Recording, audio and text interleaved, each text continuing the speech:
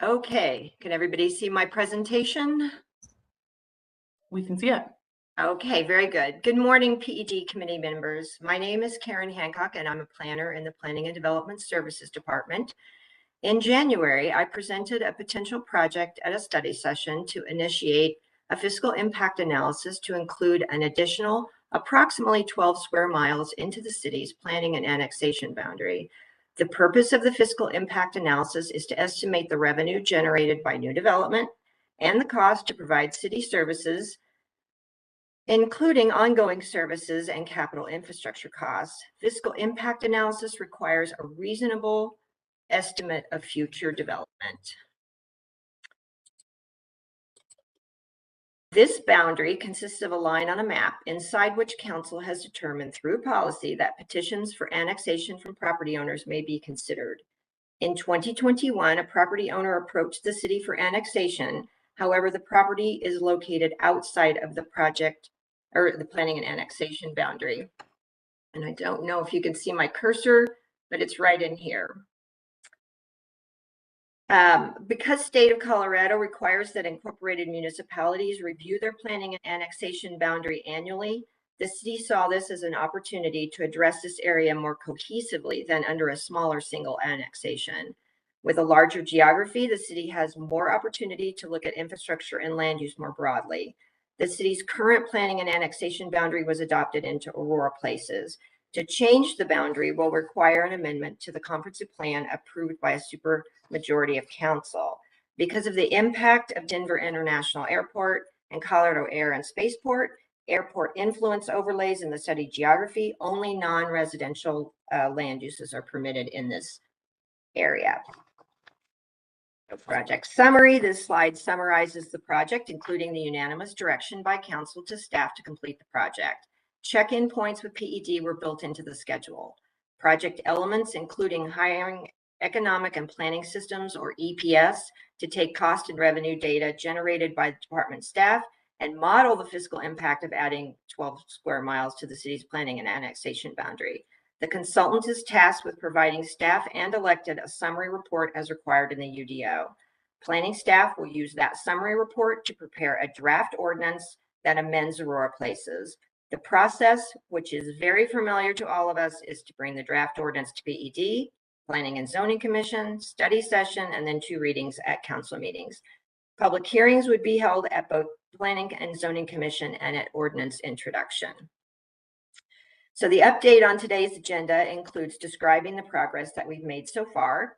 Planning staff, with consultant support, used the Colorado Air and Spaceport Sub-Area Plan adopted by the Adams County Commissioners in 2021 to develop a reasonable land use matrix. The land use matrix provides the foundation for city service departments to estimate level of service, capital costs, and revenues. The Colorado Air and Spaceport Sub-Area Plan includes the subject geography highlighted in red on this slide and includes land uses such as mixed-use industrial, industry hub, aerospace and innovation, and green energy and sustainable agriculture. So staff used case studies from Majestic Commerce Center, CenterTech, existing industrial rail, utility scale solar, and special case studies representing schools and education, science and tech incubator facilities, and airport parking and service garages to begin estimating employment density, travel and transportation networks, water and wastewater infrastructure, and police and fire service levels. At the request of Councilmember Marcano, staff did include small business incubator uses into the matrix. The land use requiring very high water use were not included for the purpose of the study. However, Aurora Water did include high water use in their infrastructure model to assure that a menu of future scenarios are baked in. This slide demonstrates the process that staff and the consultant worked through to develop the future land use assumptions that the fiscal impact analysis will be based on. This matrix is not a crystal ball, but the land use categories are broad and include many different types of possible development. Although we don't know how this area will be built out if adopted into the city's planning and annexation boundary, it is a very useful and reasonable basis for the consultant to estimate fiscal impact. So this slide summarizes the progress to next steps. Service departments are working with the consultant to finalize the service level data so that the consultant will have all of the information they need to to model the fiscal impact. Planning staff will prepare the amendment to the comprehensive plan. City attorney staff will prepare the ordinance, and the consultant will prepare the fiscal impact analysis summary document that must be included in the council packets for review of the amendment to the comprehensive plan per the UDO. If PED committee members agree that we are on the right track, then we expect to move this item to a fall PED meeting to begin council review of the draft ordinance amending Aurora Places. At that fall PED meeting, staff will request that the item be moved to Planning and Zoning Commission, where a public hearing will be held, followed by the study session, and if approved, onto the public hearing and ordinance introduction. I have estimated the timeline. Okay, I have Blackhawks going over me right now, so sorry if anybody can hear that. I have estimated the timeline for the study session and council schedule, taking into consideration that September and October agendas are focused on adoption of the city budget. So this is as a reminder, this is the page in Aurora Places where the planning and annexation boundary lives. The amendment to the comprehensive plan will look a lot like this map, with the area within the red dashed line shown to be inside the planning and annexation boundary. And then this item is presented as information only. However, staff always appreciates feedback at these check-in points. With that said, we have staff from city service departments and the consultant project manager available to take any comments, questions, and suggestions. And that concludes my presentation. Okay, thank you. Can you just clarify to me, you said something and I didn't quite catch, small business incubation. What did you say? At the study session in January, Councilmember Marcano specifically asked us to include in the land uses small business incubator type uses instead of these. We have a lot of large industrial uses that we've considered in the land use matrix, but we've also included the schools and education and more of a small format business incubator sort of format to make sure that we have that mix of land uses that was requested. Okay, thank you. I didn't quite catch all that. Do my colleagues have anything? Councilmember Jurinsky, I just have a question. Sorry.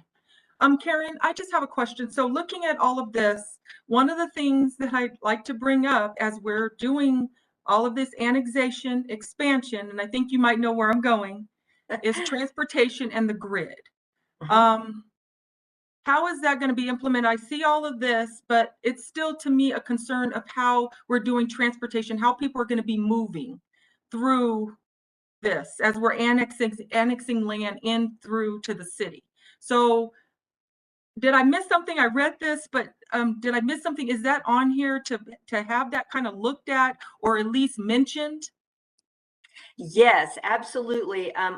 Public Works is working on the transportation and mobility model right now. But at that January study session, I did mention this area is like 95% in our Northeast transportation area study, NEATS. Okay. And so we were very fortunate. That was one of the reasons why we proposed this larger geography, is it's already been included. And so Victor and his crew are working on that now. And they are estimating the transportation networks based on this land use matrix. So we're looking at the transportation networks that we need to serve Center Tech and Majestic. And they're taking those as case studies and applying it to this area. And I don't know, Brian Duffany, our project manager from EPS is on. Brian, do you have anything else that you might want to add? So Karen, just a clarification, we're using the NEAT study that we've done in order to define how we're going to do this annexation and how we're building through with this matrix. We're using that study, right? We are, and we are applying the case studies to that to make sure that we have an adequate transportation network. Even in that NEAT study, though, the NEAT study, I'm sorry to interrupt, the NEAT study, I mean, I know that that's a study that we did a long time ago. I'm just wondering about some of the updates. Is it still, I mean, it's still meaningful, of course, but I'm wondering with what is going on, the transition, is it still meeting the guidelines of what the intent? And is there some revisions to that may need to be made? I can't answer that at this meeting. However, right. all of the transportation information will be in your PED packet in that fall meeting. And again, these are the larger pieces. We got Aurora Water. We feel really lucky that Aurora Water could finish their piece, but that transportation network is not quite done yet. So we will present that in the fall. And if you would like us to check in with you, you let us know. As we get more information, we're so happy to come back and just give you brief updates if you need them. As we're working on that transportation model, all good questions. Thank you. Okay, you're welcome. Yeah, I think Councilmember Lawson would probably like those updates. So, you know, I'm assuming so. Yeah, if you want to pop in anytime, you know, and give us those transportation updates, then I think that would be good. My pleasure. Okay, does anybody have anything else? Okay, perfect. Thank you so much for that presentation. Thank you. We will go into miscellaneous matters. And I just want to say real quick, Andrea, I got a request from Michael Sheldon that the Town Center of Aurora would like to get on the agenda for a presentation. So I just wanted to pass that along to you for a future agenda. Okay, Sam Jurinsky, I'm actually now handling this. So Okay. I will reach out to him, but did he mention to you a timing that he'd like? He didn't. I said that I would look at getting it on an agenda for him, and he just asked, yeah, he's just asking for my help in finding a date. And I said, I will work on it. And he just said, thanks. Can you please make sure I know so my client can prepare the presentation? So if you want to direct communicate with him, that's fantastic. I will do that. Okay, perfect. Thank you so much. Thank All right. you. So as far as reports, Aurora Economic Development does not have a report. The Havana bid, Chance, I don't know if you actually have a report or you just wanted us to look at the updates. Do you want to clarify? Are you on here, Chance? I don't see Chance on here. Okay, so then I guess that is her report. She just wanted us to see the updates.